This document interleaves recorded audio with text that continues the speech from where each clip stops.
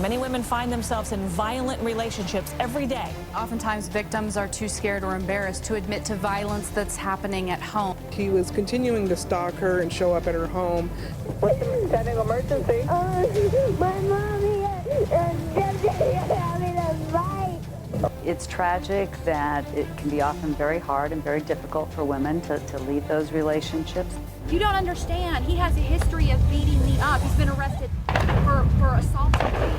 According to the police report obtained by Not on Your Side, she yelled, "Oh my God, he's here." Domestic violence. Domestic violence. Domestic violence. A history of domestic violence. We need to stop being so reactive to violence and start being more proactive.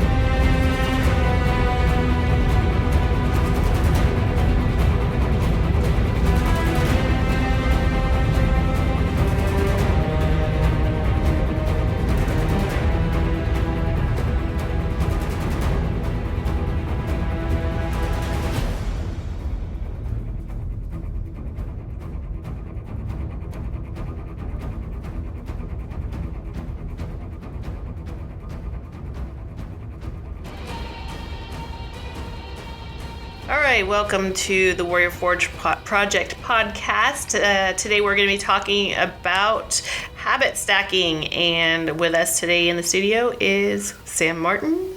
Hi, y'all. And myself, Stacey Councilman. So we're talking about habit stacking. Sam and I had this discussion going into our last podcast. And so we were like, oh, we should make a podcast about this too. Especially because I think it's really important to practice this during this stay-at-home order, especially now we're a few weeks into it and people are starting to get that, cooped up feeling and want to leave the house, and people are starting to kind of rebel and say they want to just start going out on their own and opening back up businesses and all that good stuff. So we have, both talked about developing healthy habits during this time as well as in any normal time, and habit stacking came up. So Sam just was telling me that there was a name for it because I was explaining to her what I was doing in the morning. She's like, oh, you're talking about habit stacking, so I guess this is a thing. It's such a fun topic. I love this topic, honestly. And habit stacking basically is like, some people describe it as like, I have a morning routine, I have a night routine, but essentially it's a bunch of habits that you've stacked up like a bunch of blocks. So like you were describing earlier, before you go for your run, you have to drink water, and then after your run, you can have your coffee. You're developing these habits, so like, or your run or your walk, depending on what you're feeling for the day, I guess. You don't want to. But you've developed like, okay, I have to have a liter of water in the morning before I can have my coffee. And then in that time, it takes you either to drink that water, you can go for a run or a walk. And your coffee becomes what's called a reinforcer. And we've all heard about like positive reinforcement. My coffee is my treat that I get when I do my water and my run.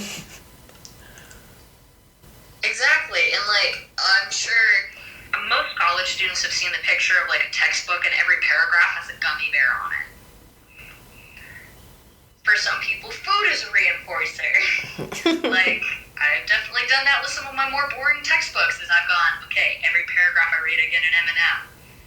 That little bit of dopamine causes this positive feedback loop of like, I get happy when I do my work. I get happy when I go through. And like, you can reduce your reinforcers over time. So, like, instead of a gummy bear every paragraph, it's a gummy bear every page. So I don't eat as many gummy bears because gummy bears are a problem. And there's some really good resources out there. Like, I watch YouTube videos by a couple guys. One of them's Thomas Frank, and he talks a lot about, he's not like a Jocko Willink where he's like self-discipline to the max, but he does talk a bit about self-discipline, time management, productivity, how to build new habits. And the other one's Matt Diavella. And he is huge on like minimalism, trying new challenges that build self-discipline. Like last year, he did a 30-day challenge every month, and one of them was like 30 days no coffee, just to see if he could. Mm-hmm. Another one was 30 days of only cold showers. Just like random things. Random things that can build self-discipline, create new habits. It's all really interesting. You know what? Another thing I forgot that I added was Spanish, because I've been wanting to learn Spanish. And I probably didn't think about it this morning because I kind of failed on it this week. And the last 3 weeks I've been really good at it, where and I forgot this too. So I've been also making it a habit to meditate every morning.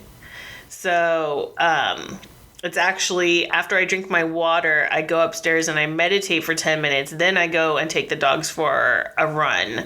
And I've been good at doing that Monday through Friday, not on the weekends. But John likes to sleep in as much as he can on the weekends, so I try not to wake him up and stuff.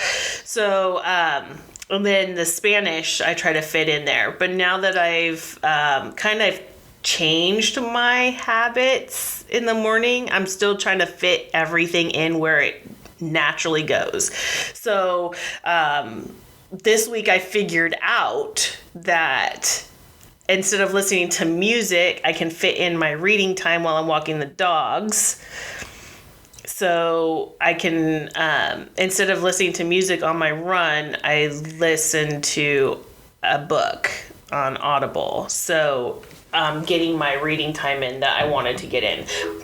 I forgot to add in my last interview with you about the Spanish and the meditating, because I think that those are two important things that were on my list. So when we first got the stay-at-home order, I made a list of everything that I've been meaning to add to my day and my week that I haven't been able to do yet because of all of the jiu-jitsu. So they were like habits that I wanted to add in that I hadn't been able to make a part of my day yet, that I've been pretty successful at making part of my day now, where those are definitely things I don't want to lose when things go back to normal. So is there anything that you've learned that has helped with habit stacking? As far as, for me, I don't want it to be something forced. So I find that if I make a schedule and I write it down and I'm actually forcing it, it doesn't end up making me happy, or it feels too forced. So for example, I have been wanting to add reading to my daily routine, and it hasn't happened as far as sitting down and reading an actual book, which is how I like to read, with a physical book. But it did start happening this week because I was unable to listen to Spotify through my Apple Watch, but I could listen to Audible. So I started listening to books while I'm running my dogs, which is perfect, and it doesn't take extra time outside of the running the dogs. So that's a perfect fit for that. I didn't have to force the reading time into my schedule. So it sounds like you and I vary a little bit, because if I write my schedule down, I'm going to do my best to follow it. And sometimes I'll underestimate or overestimate how long it'll take me to do something, like a homework assignment. You would probably benefit. There is, because I know you like video games, there's an app called Habitica. It is a role-playing game where you have a little avatar, and you check off when you've done your habits for the day. You can do habits. You can do, they're called dailies. I actually recently got rid of it because it kind of lost its novelty to me. And kind of keeping some sort of novelty to building your habits is kind of important, actually. Because we're not apt to want to make change. We really typically, humans like their habit, they like their schedule, and when it's disrupted, it kind of throws us for a loop. The dog's mad at you for being outside without it, huh? Yeah, it's the neighbor's dog. I'm gonna go screams at me all day, every day.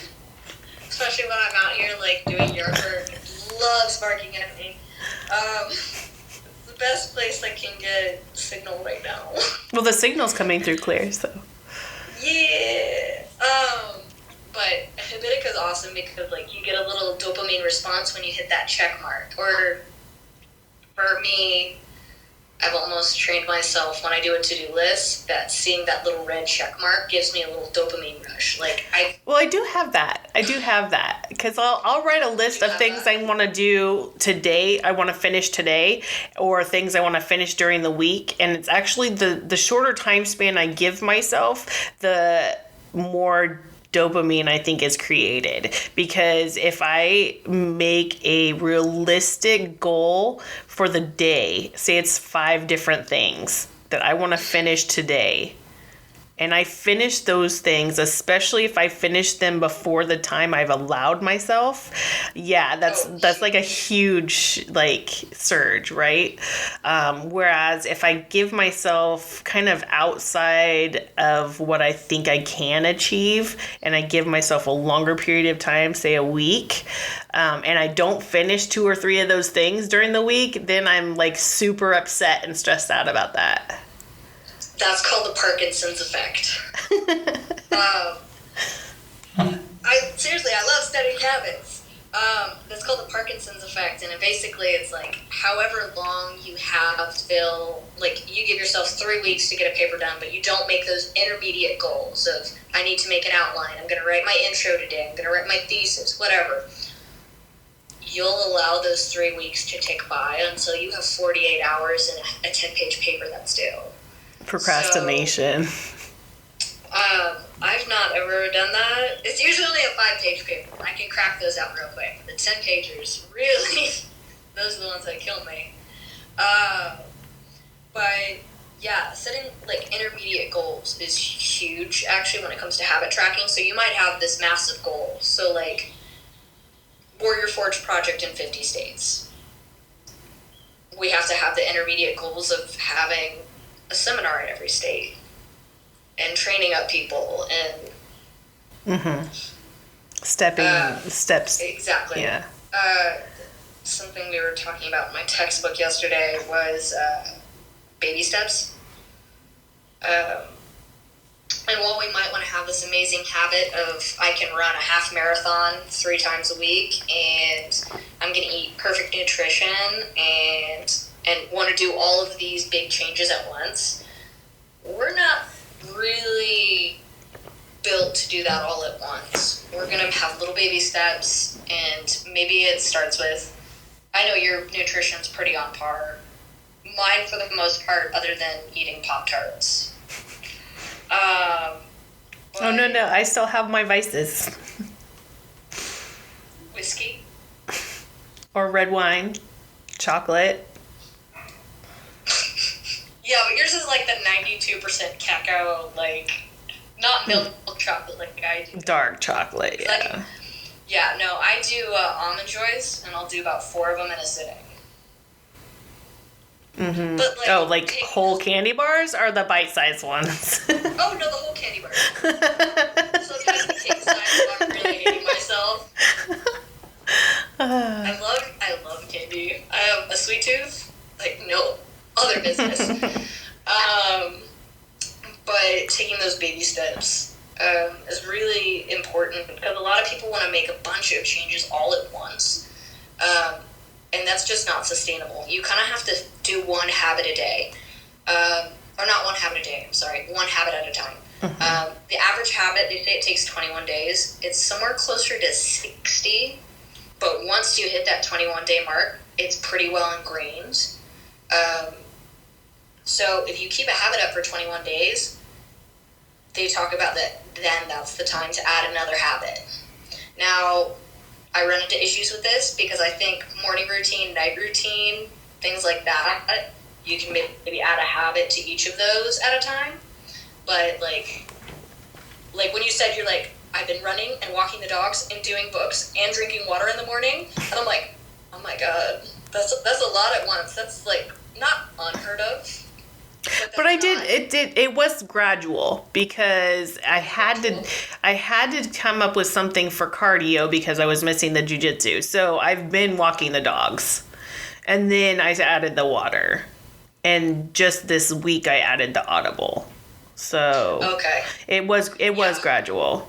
I mean, it seems all of a sudden because it was, just since the stay-at-home order, but this is going the 5th week, right?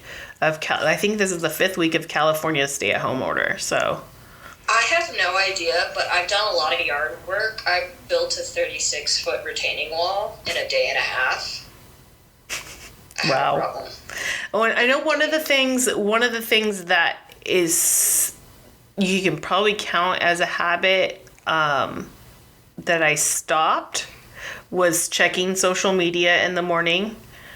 And I don't allow myself to play any games until after 2:00, which is the time I usually end. I stop working and I start cooking for the day. So I think that's super important, and it was one unhealthy habit that I had because I would go teach jiu-jitsu or do jiu-jitsu at 6:00 in the morning.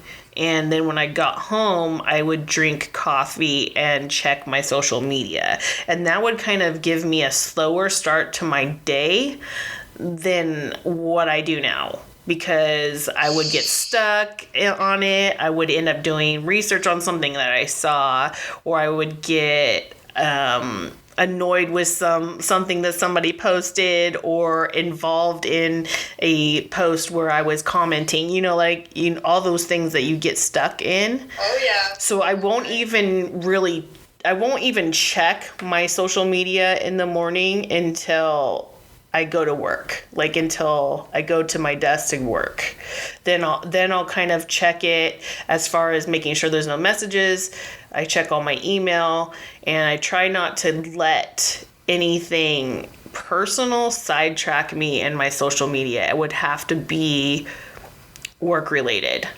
You're checking we're forged instructors, and you're checking that kind of social media. You're not going onto Facebook and scrolling for 4 hours. Right. And that wasn't, that's such a time waster. And I knew it was, and it's so addicting. It's so addicting. And I know that, I've gotten personally in the habit of doing that before I get out of bed in the past. And I won't even do it. I won't do it now. It's like I don't allow myself to do that. Just like I used to, one of my favorite phone games is Clash Royale. Yeah. That's like the only game really that I play on the phone. So I would play that while I was drinking my coffee after jiu-jitsu. And I would end up playing for like half an hour. And that's like a whole half an hour that I wasted playing that game every morning, where I can save that for nighttime when I'm sitting around, when we're sitting on the couch just chilling. So that's actually probably something I need to work into my habits, because I'm awful about my phone. And some people recommend putting your phone away from your bed so that you have to get up. Like for some people, really, garbage can? Oh, is the garbage being picked up at your house right now? Around the corner. There you go. For some people, having their phone away from their bed when they're going to bed will help them go to sleep quicker. In the morning, if they need to get up early, having to physically get up and walk to the phone is helpful. I've been actually thinking about that because I waste so much time on my phone. Not even on, per se, social media. I do share and watch a lot of, like, YouTube videos and, like, look at these cute puppies. Because I have a problem with puppies. But I instead have been working on building a habit of working out twice a day. And sometimes we have to prioritize what habits are going to be more important in our lives. So, like, I'm probably going to ditch the twice-a-day workouts and work on social media reduction. And there's a couple good ways to do that. So you can have positive reinforcers, which are going to be things like food, which would be considered a primary reinforcer, which is like a physiological need. And then there's secondary reinforcers, which are going to be things that remind you of the primary needs. So, like, for some people, okay, I'm going to do whatever in the morning, and then when we're sitting around the house, I've got all my work done, then I can check Clash Royale. And a couple of the guys I listen to on habits, they talk a lot about having someone to check in with. So, like, for a minute, Belinda and I would message each other. I can't remember if it was a push-up challenge or what, but we would message each other, like, did you work out today? Did you go to the gym today? Like, checking in on each other, and you can do that with habits. Mm-hmm. Sorry, I lost my train of thought. It's all the head trauma. Accountability. That's like, I had an Apple Watch before, but because I couldn't wear it during jiu-jitsu, it was like, I'm not getting, yeah. So I got another one. I got the new one, and that's one of the things that I like about it is the whole activity tracker. And I'm kind of like addicted to it at the moment. I probably will not be after it loses its newness. But novelty. That thing of like standing and doing something every hour it's weirdly obsessive. Like, see my tracker. No, serious. I have a question for you. Do you use MyFitnessPal? I do. Did you ever get, like, obsessive about it? When I am cutting weight especially, I got obsessive about it. When I was doing keto, I was obsessive about it because of macros. Yeah.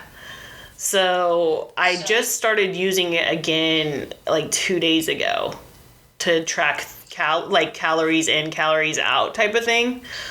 No tracker is really that accurate. I'm always curious. So I know some people with MyFitnessPal, like, I get, it's something I'm working on, I get a bit obsessive about it. I know some people where it's almost triggered an eating disorder. And it's just me coming with my psychology student brain. I want to study it. I want to do a research project on it. Well, I think it depends on your history with eating disorders too, because it's the same thing with food reinforcement. A lot of times food reinforcement isn't good for certain individuals that have eating disorders. It's not just one slice of cake, it's the whole cake. Or restricting yourself too much, or rewarding yourself with food. A lot of people would say you shouldn't reward yourself with food, but I am someone who, I love food reinforcers, but I tend to go a little overboard. So, like, I know food reinforcers. Almond Joys. I like Almond Joys. They taste like tropical paradise. I eat the little almonds off the top, and then I enjoy the chocolate coconut. But, like, I know food reinforcers, I tend to either go overboard on them or they don't work at all for me. So, like, I've currently been working on reinforcers that are non-food based. Mm-hmm. Which are what? For me right now, I've been experimenting with social media a little bit. Like, I'll set a timer and I'll play Minecraft for 25 minutes, or scroll through the Instagram, or whatever the case may be. But I'm still actually experimenting with, like, what are the best reinforcers for me? I've been playing a lot with, like, I know it's not exactly the same, but if I do a homework assignment A and B, I can go drill on my jiu-jitsu dummy for 30 minutes, 45 minutes. It's not the same, so it doesn't give me the same, like... Right, it has to be like motivational. Like, it has to be something, a reward. It has to be considered a reward.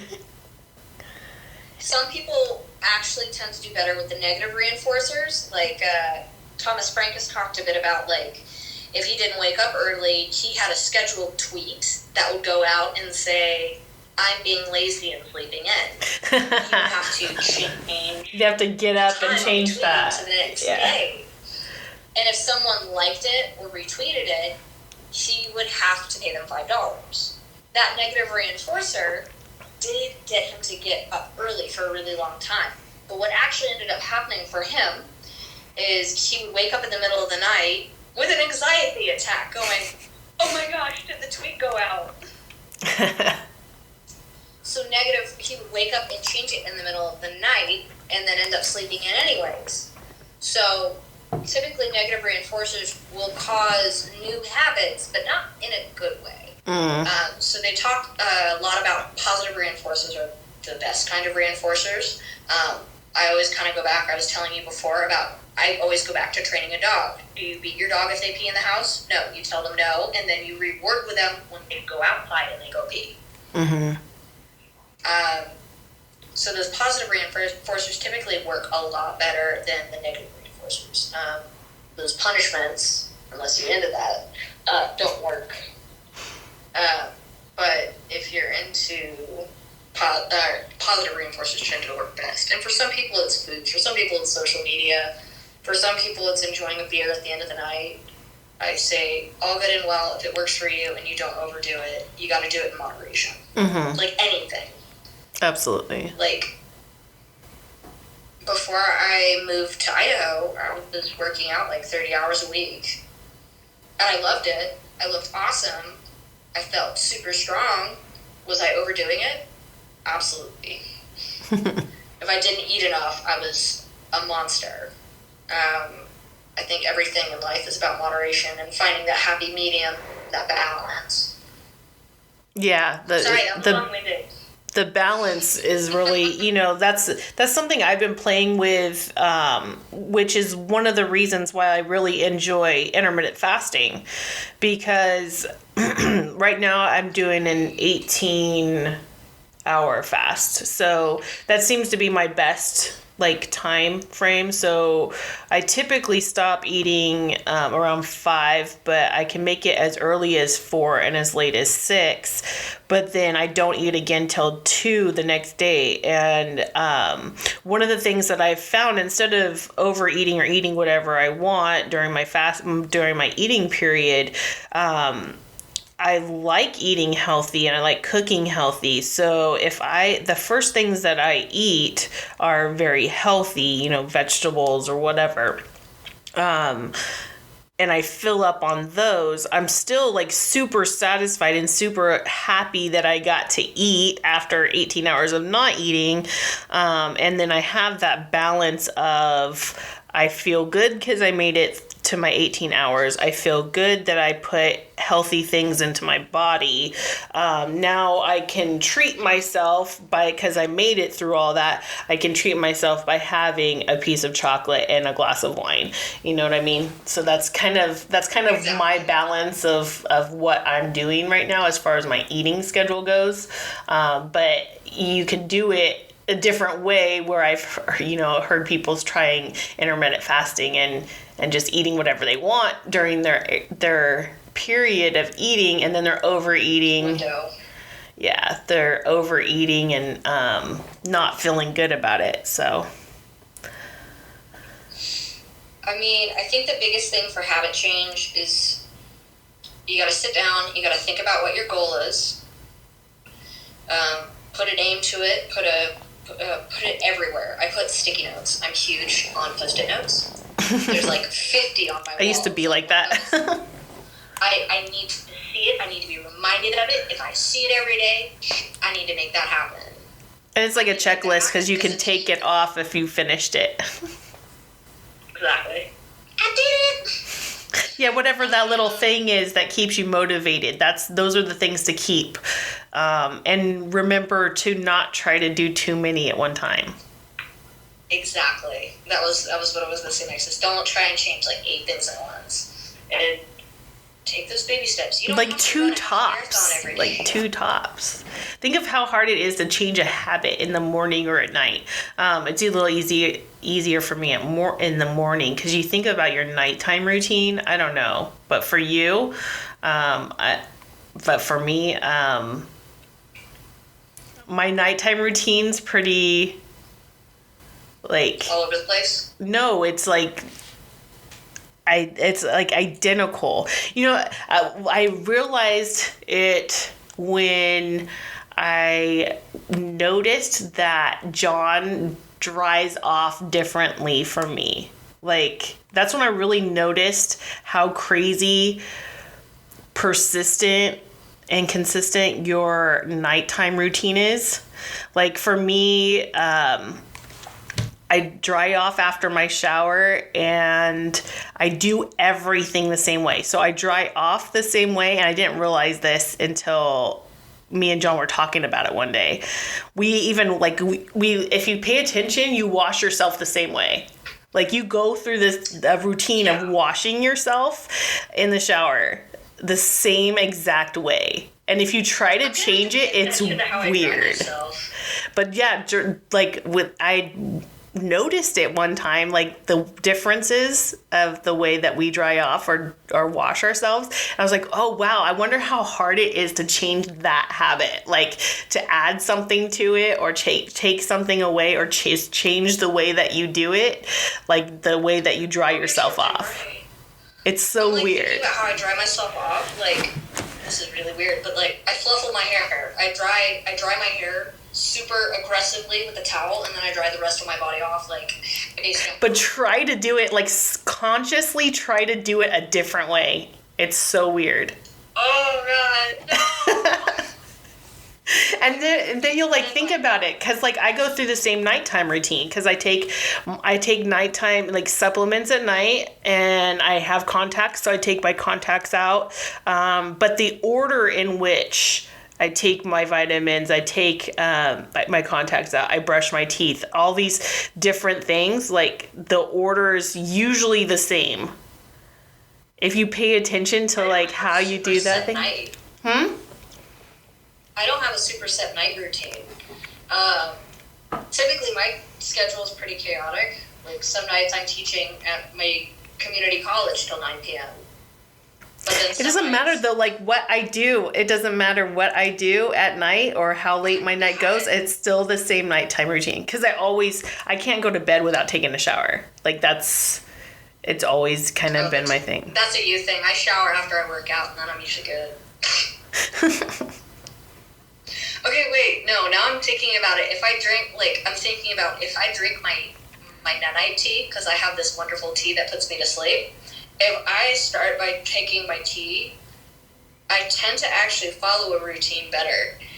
And that's kind of what habit stacking is. Right. So you realize that, and then you say, oh, I need to do that every night. Then I'll get to bed earlier. Then I'll have an 8-hour sleep. I know. That's why I haven't had a routine. I need to go buy more tea. Isn't that crazy, though? Like, just figuring that kind of stuff out. And I've never really had a morning routine, except for doing jiu-jitsu. I have a morning routine.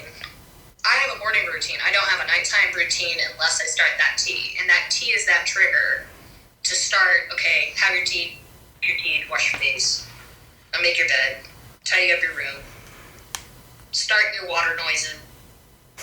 Like, what the fuck? So my morning routine is like, okay, get up, work out, eat your first breakfast, shower, get a little work done, have second breakfast, because you have to have 2 breakfasts in the day. The first one's lots of cereal, the second one's eggs.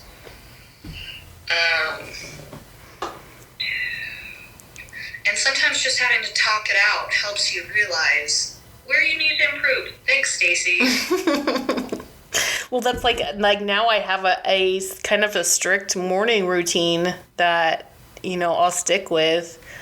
And it's healthy. I feel better about starting my day and not being distracted by social media and not, making sure, because I love doing my workouts like you in the morning and getting that done. Speaking of which, I have to go for a run still.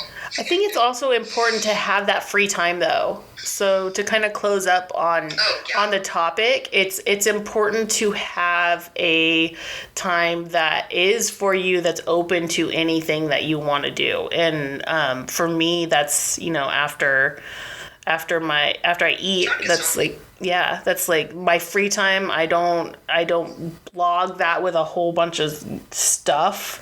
I try to leave time for other things, and not schedule that time. So I also do something similar. I call it creative time. Yes. But I'll play, because most of the video games I play are like role-playing games or Minecraft, or I will occasionally break out my guitar and I will play some guitar. But having that free time, you cannot be a 100% productivity machine all day. You can't. You'll burn out.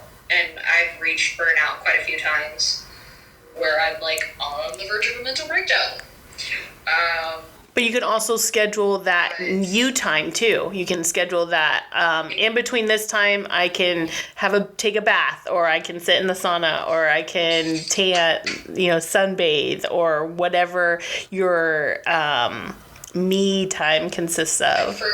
Preferred method of me.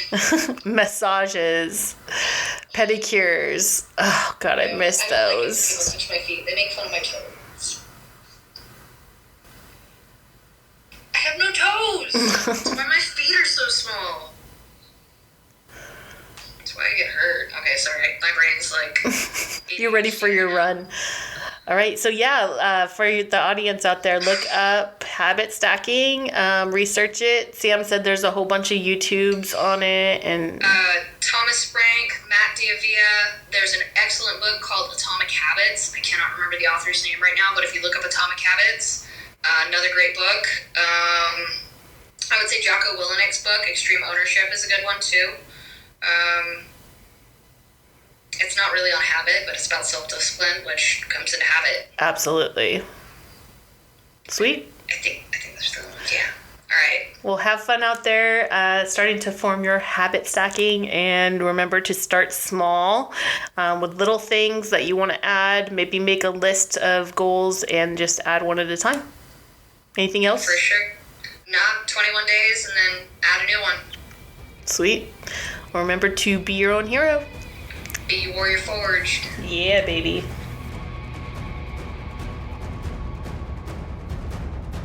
The Warrior Forge Project is currently looking for podcast sponsors. If you'd like to be mentioned before and during each podcast, please email us at warriorforged@gmail.com or through our website or social media platforms. You can find us at warriorforgeproject.com or find us on Facebook, Instagram, Twitter, Tumblr, or YouTube. The Warrior Forge Project is a 501c3 nonprofit corporation, and all of its team members are volunteers. All sponsorships and donations are greatly appreciated, and 100% of sponsorships and donations go straight into program development to travel and teach women, children, and families mental and physical self-defense.